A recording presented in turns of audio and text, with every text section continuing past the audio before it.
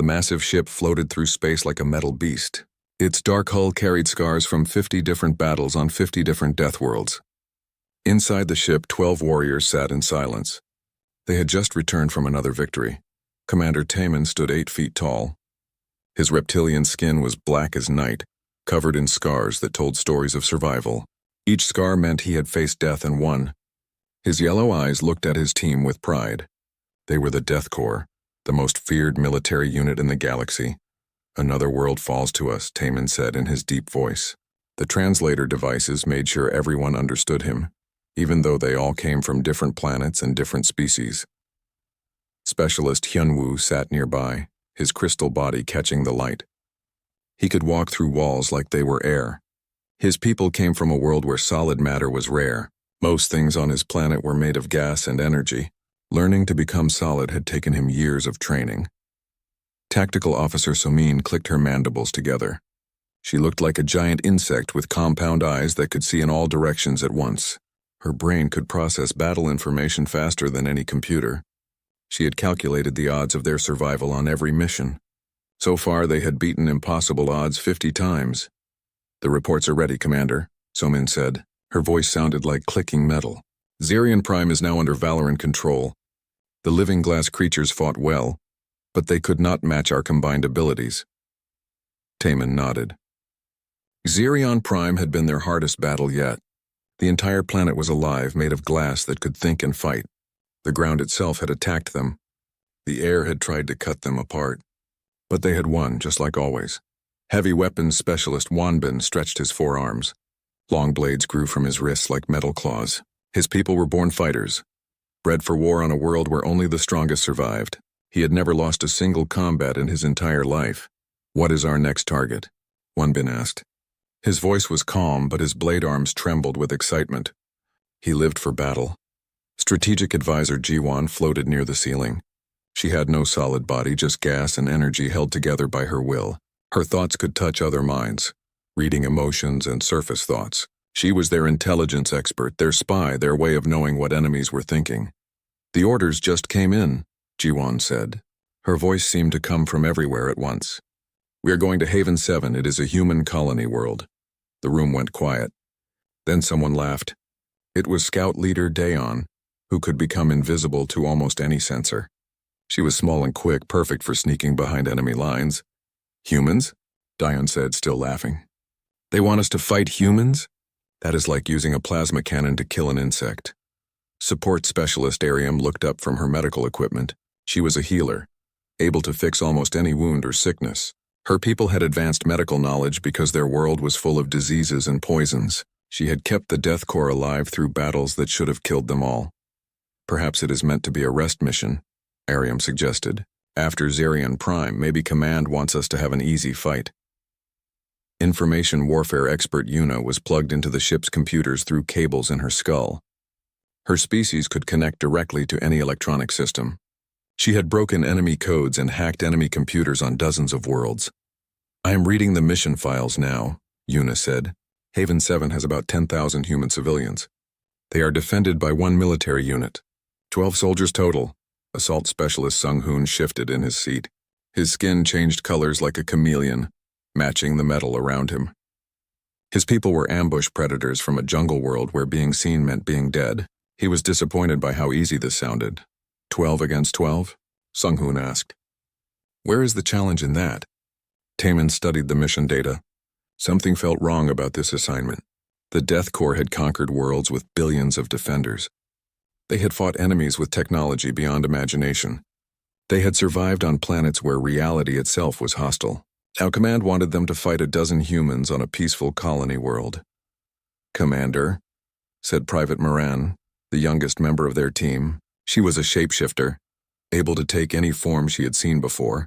Her species were natural spies and infiltrators. "What do we know about human military tactics?" Jiwon's gaseous form rippled as she accessed her memories. "Humans are a young species. They have only been in space for a few hundred years. Their military doctrine is conventional. They use kinetic weapons, explosive devices, and basic electronic warfare. Their soldiers are physically weak compared to most species. They have no natural armor, no enhanced senses, no special abilities." "Sounds boring," Wanbin grumbled. His blade arms retracted into his wrists with a soft click. Taman looked at each of his warriors. These 12 beings had survived battles that destroyed entire fleets. They had walked on worlds where the very atoms were hostile to life. They had fought enemies that existed in dimensions beyond normal space. Each one was worth 100 ordinary soldiers. The reptilian commander made his decision. We treat this mission like any other. No enemy is too weak to deserve our full attention. We study the target, we plan our attack, we execute perfectly. That is how we have survived 50 Deathworlds. That is how we will survive the 51st. The ship's AI announced their arrival at Haven 7. Through the viewports, they could see a green and blue world that looked almost peaceful. White clouds moved across continents covered in forests and grasslands. It looked like the kind of world where nothing dangerous could possibly live. Soman's compound eyes analyzed the orbital sensor data. The planet appears to have standard gravity, breathable atmosphere for most species, and mild climate conditions. I detect one major population center and several smaller settlements. The military installation is located on a hill overlooking the main colony. Defenses? Taman asked. Minimal, Yuna replied, her cables glowing as she hacked into local communication networks. Basic energy shields, standard sensor arrays, conventional weapon emplacements. Nothing that would challenge our equipment. Dayan activated her cloaking field and disappeared from sight. I volunteer to scout their positions. This should take less than an hour. Negative, Taman said firmly. We do this properly. Full reconnaissance, complete intelligence gathering, detailed assault planning. I do not care if the enemy is 1 human or 1 million humans. We are the Death Corps. We do not make mistakes. The warriors began their preparations. Weapons were checked and loaded. Armor systems were tested. Medical supplies were distributed. Each member of the Death Corps was a master of their specialty, a survivor of impossible battles, a legend among their own people. As they prepared for another victory, none of them suspected that they were about to face their greatest challenge. None of them knew that the humans below were not the primitive warriors they expected. None of them realized that Haven 7 was not a colony at all. It was a trap, and they were walking straight into it. The Death Corps had conquered 50 Deathworlds by being stronger, faster, and more dangerous than anything they faced. They were about to learn that sometimes the most dangerous enemy is the one who has been watching and waiting and learning everything about you. The ship descended toward Haven 7, carrying 12 of the galaxy's deadliest warriors toward what they thought would be their easiest victory. Instead, they were about to discover that humans had their own way of fighting wars, and it was unlike anything the galaxy had ever seen. The Death Corps landed on Haven 7 at dawn. Their dropship touched down in a field of tall grass about 2 miles from the human settlement. The morning air was cool and sweet, carrying the smell of flowers and growing things. It was nothing like the toxic atmospheres and hostile environments they usually fought in. Commander Taman stepped out first, his heavy boots crushing the soft grass beneath him. His yellow eyes scanned the peaceful landscape with suspicion. Rolling hills stretched in every direction, covered in green vegetation. In the distance, he could see the human colony. Smoke rose from chimneys. Children's voices carried on the wind. This place is too quiet, Taman muttered. Specialist Hyunwoo phased through the dropship's hull and materialized next to his commander. His crystal body sparkled in the morning sunlight. The settlement appears peaceful. I detect no signs of panic or preparation for battle. Tactical Officer Soman emerged from the ship, her compound eyes processing thousands of data points every second. That troubles me, Commander. When the Death Corps arrives at a world, populations usually flee or prepare defenses. These humans seem unconcerned. The rest of the team deployed around their landing site. Each warrior took position according to their specialty. Scout leader Dayan vanished from sight, her cloaking field active. Heavy weapons specialist Wanbin extended his blade arms and tested their sharpness. Support specialist Aryam set up a mobile medical station. Mission parameters remain the same, Taman announced. 1 human military unit, 12 soldiers total defending the colony. We neutralize the threat and secure the area for Valorant occupation. Strategic Advisor Jiwan floated above them, her gaseous form rippling in the breeze. I am sensing thoughts from the settlement. The humans know we are here, but their emotions are strange, no fear, no panic. They seem almost ready? Ready for what? Asked Assault Specialist Sung-hoon. His skin had shifted to match the color of the grass around him. Before anyone could answer, a voice came from nowhere. It was speaking the common galactic language, but with an accent they had never heard before. Death Corps landing party. This is Lieutenant Do Hyun of Pathfinder Company. Welcome to Haven 7. We have been expecting you. The voice seemed to come from speakers hidden in the grass itself. Information warfare expert Yuna immediately began scanning for the source, cables glowing as she tried to trace the communication. I cannot locate the transmission source, Yuna reported. The signal appears to be coming from everywhere at once. Taman activated his own communicator. Human Commander, I am Commander Taman of the Valoran Death Corps. You will surrender your colony immediately. Resistance is futile. A soft laugh came through the speakers.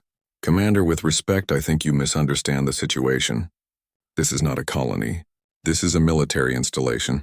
And we are not going to surrender. The Death Corps exchanged glances. This was not how their missions usually began.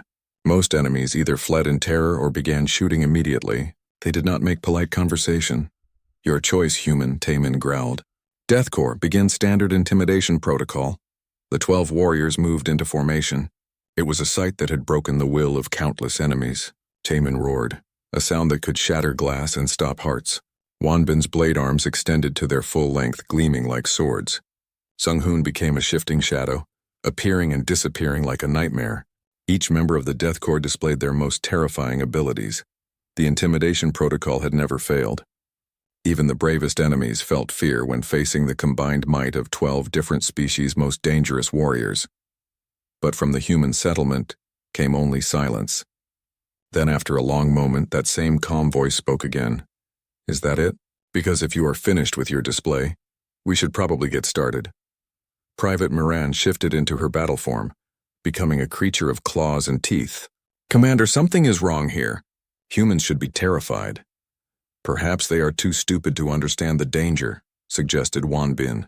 Dian's voice came over the communication system. She was invisible, scouting ahead toward the human positions.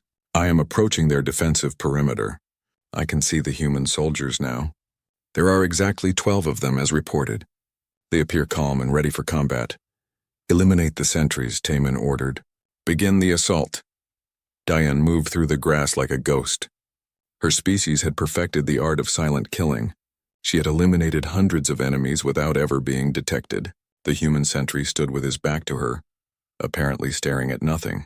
He looked young and inexperienced. She raised her weapon and prepared to strike.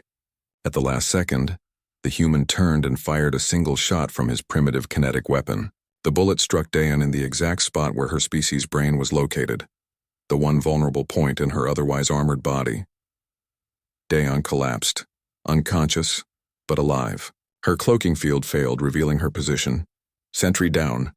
Came a new human voice over the communication system. Clean shot, Young-ho. The Death Corps stared in shock. No one should have been able to detect Dayan when she was cloaked. No enemy should have known where her species kept their vital organs. Lucky shot, Sung-hoon said, but his skin colors were shifting rapidly, showing his nervousness. Maybe, Taman replied. Hyunwoo, infiltrate their base. Disable their communications. Specialist Hyunwoo nodded and began to phase through solid matter. He moved toward the human military installation like a living ghost, passing through rocks and trees as if they were air. The humans could not possibly have weapons that could affect his phased form. He reached the outer wall of the human base and passed through it. Inside, he found himself in a communication center filled with electronic equipment. A female human sat at a console, her back to him. She appeared to be monitoring radio traffic. Hyunwoo solidified and reached for his weapon. The human turned around and smiled at him. Hello, she said in perfect common Galactic. I am Sergeant Yoonji. You must be Specialist Hyunwoo of the Death Corps. Before he could react, she activated a device on her console. Suddenly, Hyunwoo could not phase anymore. His body was locked in solid form, trapped by some kind of energy field he had never seen before. That is impossible, he said. No technology exists that can stop my people from phasing. You are right, Yoonji replied, checking restraints that had automatically locked around his wrists. No known technology. We had to invent it ourselves. Took our scientists about 3 years to figure out how your species manipulates molecular density. The solution was actually quite elegant. Outside, Taman heard Hyunwoo's capture over the communication system. Two of his warriors were down in the first 5 minutes of combat. This had never happened before. All units, full assault, Taman commanded. Something is very wrong here. The Death Corps charged toward the human base, each warrior using their unique abilities. But as they advanced, they discovered that the humans were ready for them. Not just ready for battle, but ready specifically for them. When Sung-hoon tried to use his camouflage to blend into the environment, the humans deployed sensors that revealed his exact location. When Won-bin charged with his blade arms extended, the humans used weapons that fired nets made from materials his blades could not cut. When Ji-won tried to read human thoughts, she found their minds protected by some kind of mental shielding. Each attack was countered with precision that seemed impossible. The humans were not just fighting the Death Corps. They were fighting each individual member's specific abilities with customized countermeasures. How? Taman roared as a human weapon sent electricity through his nervous system, temporarily paralyzing his massive body. How do they know our weaknesses? Lieutenant Do-hyun's voice came over the speakers again, still calm and professional. Commander Taman, perhaps we should talk. Your people are unconscious but unharmed. We have medical teams standing by to treat their injuries. This is impossible, Taman said, struggling against the paralysis. You are humans. You are supposed to be primitive. Commander, I think there has been a serious misunderstanding about what humans are capable of. Would you like to surrender? We have a lot to discuss. Commander Taman sat in what the humans called a conference room. His massive reptilian body was held in place by restraints that should not have been able to contain someone of his strength. The paralysis weapon had worn off, but these new bindings were made from some material that grew stronger the more he struggled against it. Across from him sat Lieutenant Do-hyun, a human male who looked to be in his 30s. He had tired eyes and steady hands. He did not look like a warrior who had just defeated the most feared military unit in the galaxy. He looked like someone who worked in an office. Your people are alive, Do-hyun said, pouring coffee from a metal container. My medics are taking care of them. Dayan has a concussion but will recover fully. Hyun-woo is confused about how our phase lock technology works, but he is unhurt. What do you want? Taman demanded. His voice was no longer the commanding roar of a confident leader. It was the question of someone who no longer understood what was happening. I want to understand why the Valoran Empire sent their best warriors to attack a research facility. Do-hyun replied. Did they not tell you what this place really is? Taman stared at him. You said this was not a colony. Haven 7 is a testing ground. We built it to look like a civilian settlement, but it is actually a military research station. We study alien combat doctrines here. We develop countermeasures for potential threats. We have been waiting for someone like the Death Corps to visit us. The reptilian commander felt something cold in his stomach. You were expecting us? Not specifically you. But we knew that sooner or later the Valorans would send their elite unit to test human defenses. We have been preparing for this meeting for 15 years. Lieutenant Do-hyun activated a holographic display that showed detailed files on every member of the Death Corps. Complete biological data, psychological profiles, combat records, even personal habits and preferences. The display showed exactly how each warrior had been captured, with notes about the specific countermeasures used. 15 years of preparation, Do-hyun said quietly. Every battle you fought, we were watching. Every technique you used, we studied. Every strength you displayed, we found a weakness to match it. Taman stared at the files. The information was impossible detailed. It showed things about his warriors that even he did not know. How did you get this data? Humans are very good at watching and learning. We sent observers to every world you conquered. We interviewed survivors from your battles. We analyzed combat footage. We even had agents working as support staff in Valoran military bases. The door opened and Sergeant Yoonji entered, carrying medical reports. She was the human who had captured Hyun-woo, but now she looked more like a doctor than a soldier. Commander, she said to Do-hyun, Specialist Arium is awake. She wants to know how our medical scanners were able to identify her species' cellular structure so precisely. Do-hyun nodded. Tell her we have been studying Valoran medical records for 12 years. We know more about her people's biology than most of their own doctors do. Yoonji left and Do-hyun turned back to Taman. Your warriors are confused because they thought they were fighting humans with human technology. But we did not fight you with human methods. We fought each of you with methods specifically designed to counter your individual abilities. That is impossible.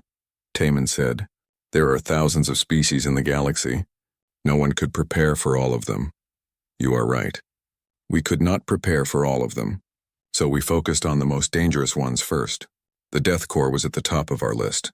The door opened again and Private Young-ho brought in information warfare expert Yuna.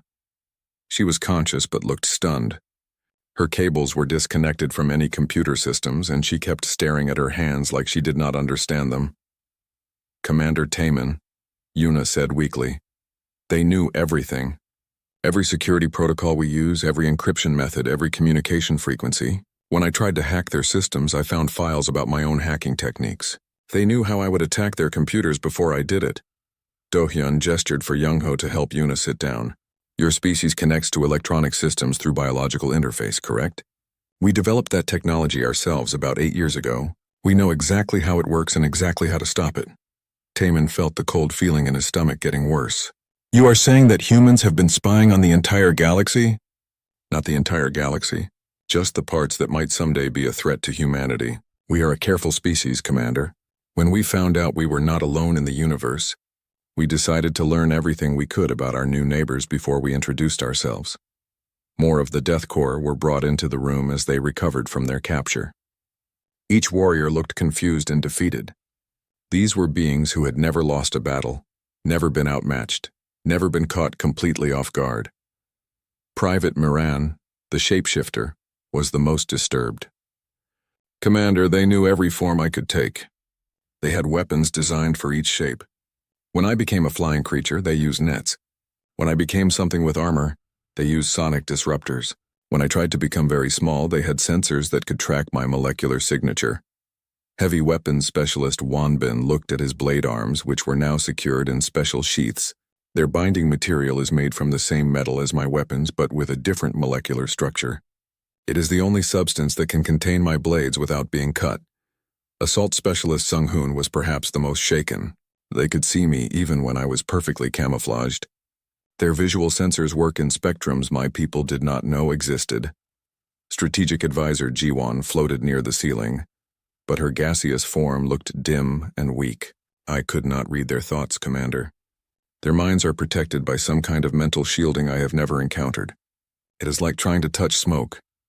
Scout leader Daeyeon touched the bandage on her head where Young-ho's bullet had struck her. He knew exactly where to shoot. The weak point in our skull structure is not public knowledge. Even most medical databases do not contain that information.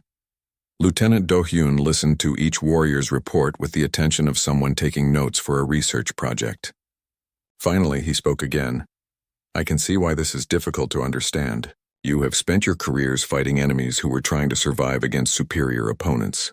You developed tactics for winning despite being outnumbered or outgunned, but you never fought an enemy who knew more about you than you knew about yourselves. Taman looked around at his defeated warriors. Each one was a legend among their own people. Together they had conquered worlds that no other force in the galaxy could touch. Now they sat in a human conference room like captured criminals. What happens now? Taman asked. Now you go home. Do-hyun replied. You tell your commanders what happened here. You explain that humans are not the primitive species they believed us to be. And then? Do-hyun finished his coffee and stood up. Then we wait to see how the galaxy reacts to learning that humanity has been preparing for this moment for a very long time. The reptilian commander stared at him. Preparing for what moment? The moment when we stop being observers and become participants. Haven 7 was our final test. We needed to know if our preparations were sufficient to defend against the galaxy's most dangerous military force. Now we know. Do-hyun walked toward the door, then paused and looked back at the Death Corps. Commander Taman, your warriors survived 50 Deathworlds by being stronger and tougher than the environments they faced. That is impressive. But humans survive by being smarter than our problems. We do not overcome challenges. We eliminate them before they become challenges.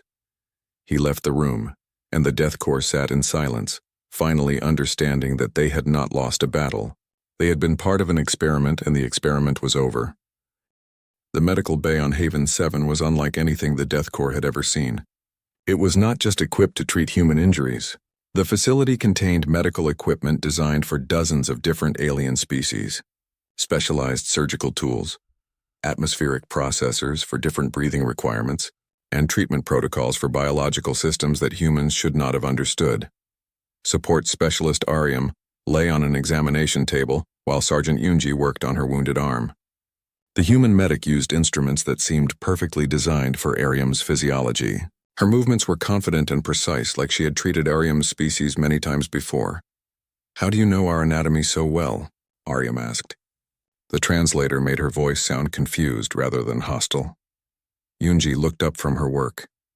"We have been studying alien biology for 20 years.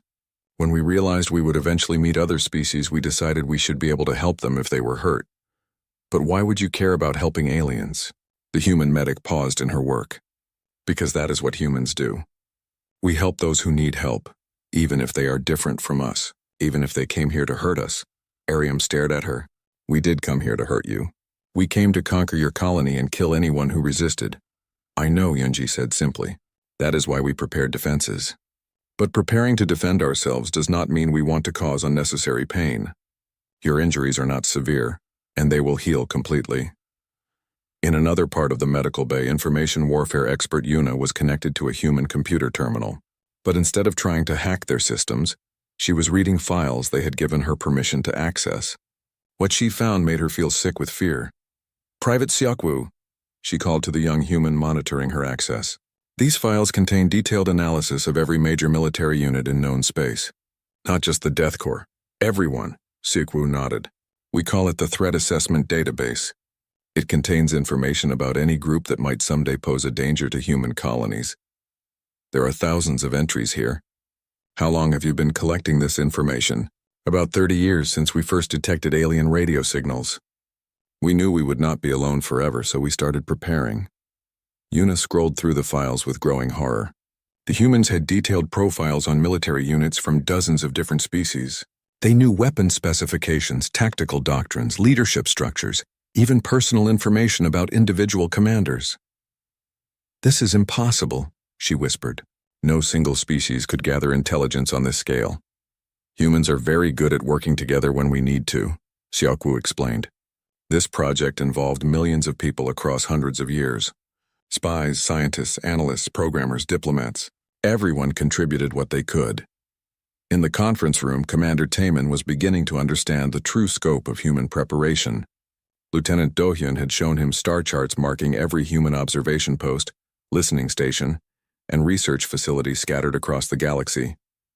There were thousands of them, hidden in asteroid fields, disguised as trade stations built into uninhabited moons. "You have been watching everyone," Taemin said. "We have been learning about everyone," Do-hyun corrected. "There is a difference. We did not spy to gather secrets for conquest. We spied to understand what we might face when we revealed ourselves. And what did you learn?" Do-hyun activated another holographic display. It showed galactic political maps, trade routes, military alliance structures, resource distribution patterns. The level of detail was staggering. "We learned that the galaxy is full of species that solve problems through violence. The Valorans conquer. The hegemony enslaves. The Star Collective assimilates. Everyone we observed used force as their primary tool of diplomacy." Taemin studied the display. "And humans are different? Humans prefer to avoid fighting when possible. But when fighting is necessary, we prefer to win quickly and completely. The best way to do that is to know everything about your opponent before the battle begins." Private Young-ho entered the room carrying a data tablet. "Commander, the prisoner exchanges have been completed. All members of the Death Corps are accounted for and receiving medical treatment as needed." "Prisoner exchanges?" Taemin asked. Do-hyun looked embarrassed. "We do not really have prisoners. We have guests who arrived unexpectedly and got hurt during a misunderstanding. We are treating their injuries and providing them with comfortable accommodations until they are ready to leave." The reptilian commander stared at him. "You are not going to execute us? Interrogate us for military secrets? Hold us as bargaining tools? Why would we do that? You came here because your commanders ordered you to. You were doing your job. We did our job by defending our facility. The mission is over." Taemin felt like he was losing his mind. In his experience, warfare was brutal and final. Winners took everything. Losers died or were enslaved. The idea that enemies could simply go home after a battle made no sense to him. "I do not understand humans," he said finally. "Most species do not at first," Do-hyun replied. "We think differently than most of the galaxy. Where others see problems to be fought, we see puzzles to be solved. Where others see enemies to be destroyed, we see potential friends who are currently confused. Corporal Minho appeared in the doorway. Commander, we have finished the analysis of Valoran military equipment. The results are interesting. Do-hyun gestured for him to continue. Minho activated his own data tablet, displaying technical specifications and performance data. Their weapons are more advanced than ours in most categories, Minho reported. Better energy output, more efficient power systems, superior materials technology. In a straight fight using equal tactics, they would probably win. But, Do-hyun prompted, but their equipment is designed for fighting enemies with similar technology levels. They never considered facing opponents who knew exactly how their weapons worked and had developed specific countermeasures. Taemin listened to this analysis with growing amazement. You built your entire defense strategy around our weaknesses instead of your strengths. It was more efficient, Do-hyun explained. We could not match your technology in a few decades, but we could study your technology for a few decades and learn how to defeat it. Heavy weapons specialist Wanbin was brought into the room, his blade arms still secured in special sheaths. He looked at the humans with something that might have been respect. Your restraints are perfect, he said to Do-hyun. I have never seen anything that could contain my weapons so completely without damaging them. We did not want to damage them, Corporal Minho replied. They are beautiful weapons. Our metallurgists spent 5 years figuring out how to create a material that could hold them safely. You studied our weapons to avoid damaging them. We studied your weapons to understand them. Understanding led to respect. Respect led to a desire to preserve rather than destroy. Wanbin looked confused. But we are enemies, are we? Do-hyun asked. You came here on orders from your commanders. We defended ourselves according to our protocols. Neither side wanted this fight personally. Why should we be enemies? Specialist Hyunwoo was brought in next, still amazed by the technology that had stopped his phasing ability. Lieutenant, your phase lock device is incredible. The science behind it must have taken decades to develop. 12 years, Yoonji said, joining the group.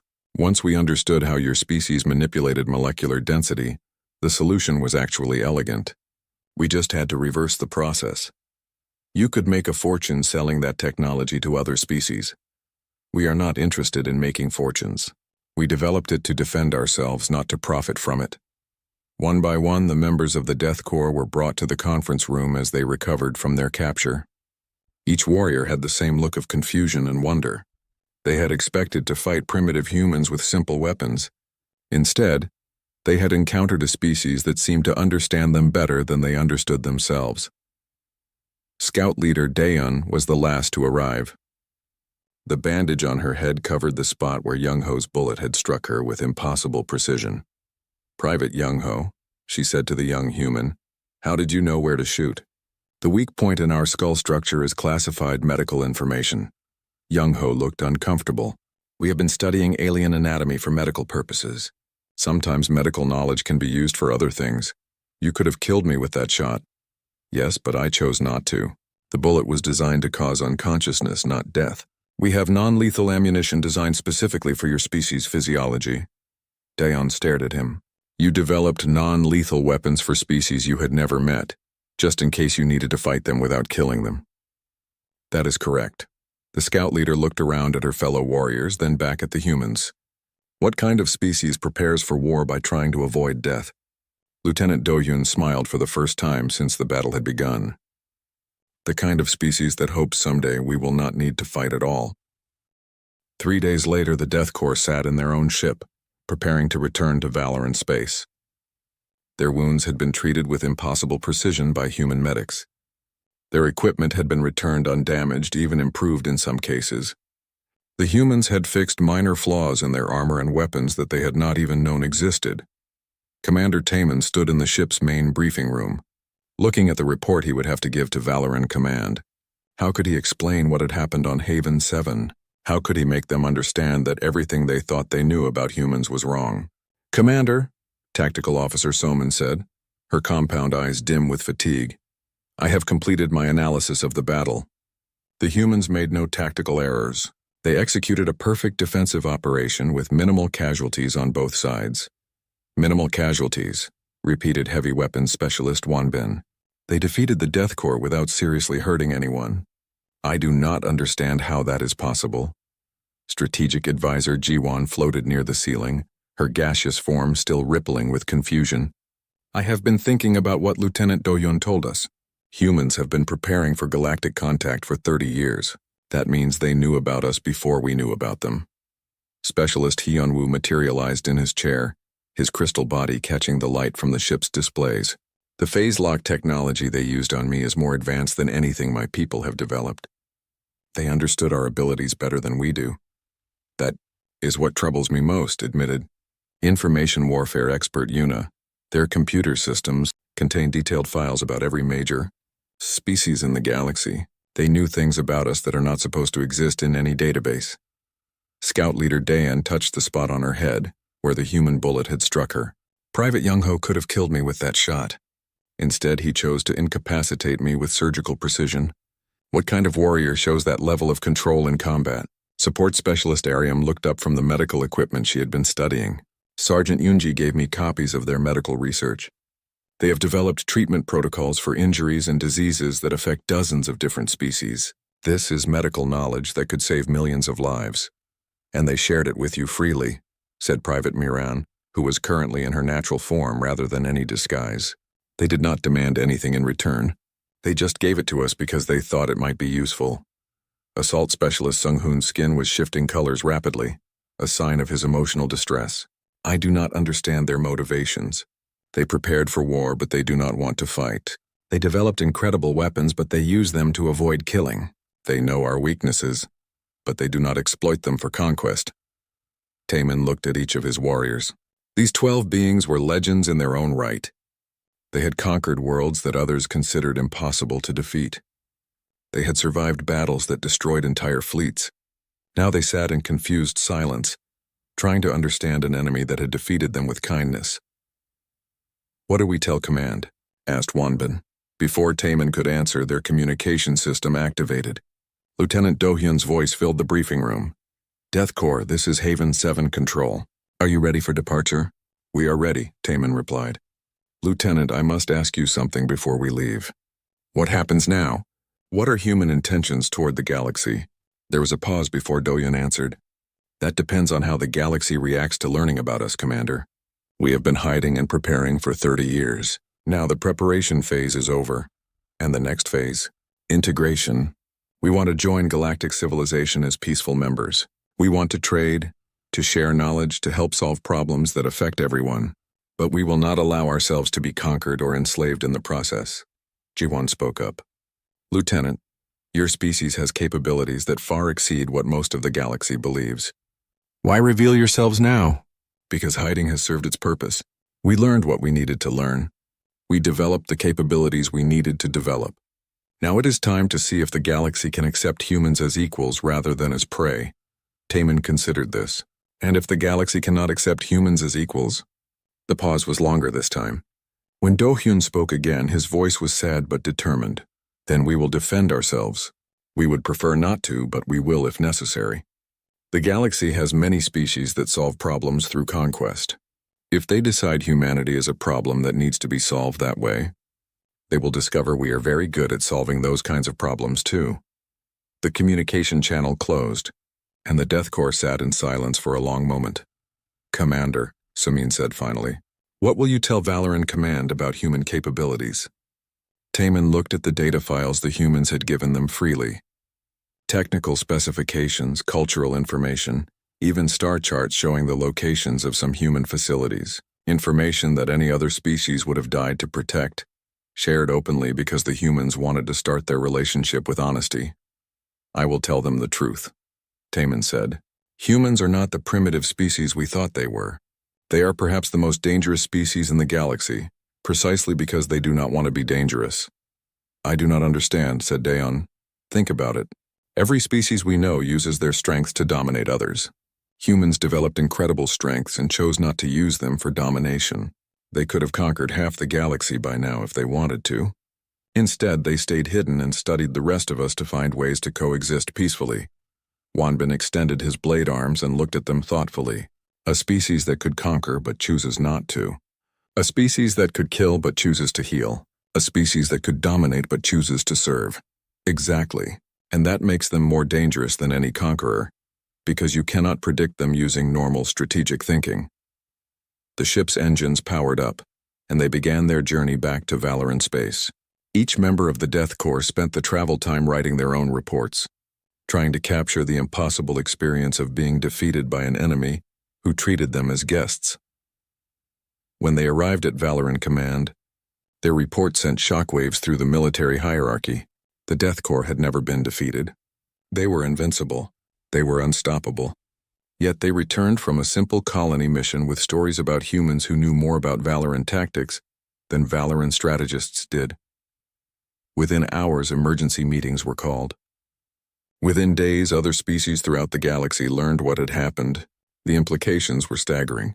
If humans could defeat the Death Corps without effort, what did that mean for everyone else? Some species began preparing for war, convinced that humanity was a threat that needed to be eliminated quickly.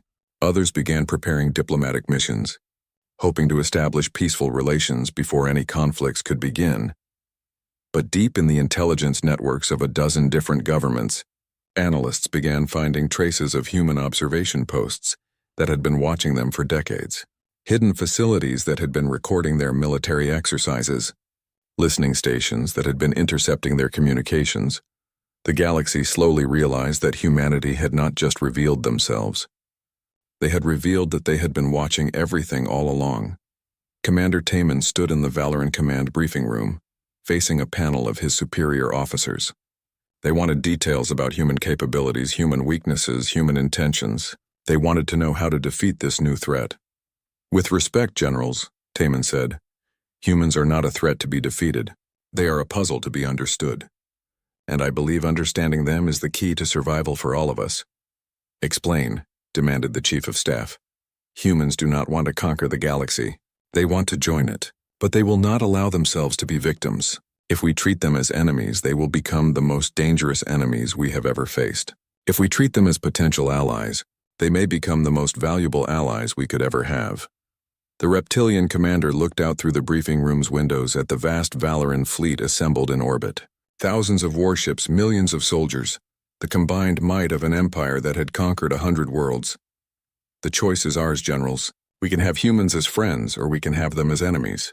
But we cannot have them as victims." The Death Corps learned that lesson on Haven 7.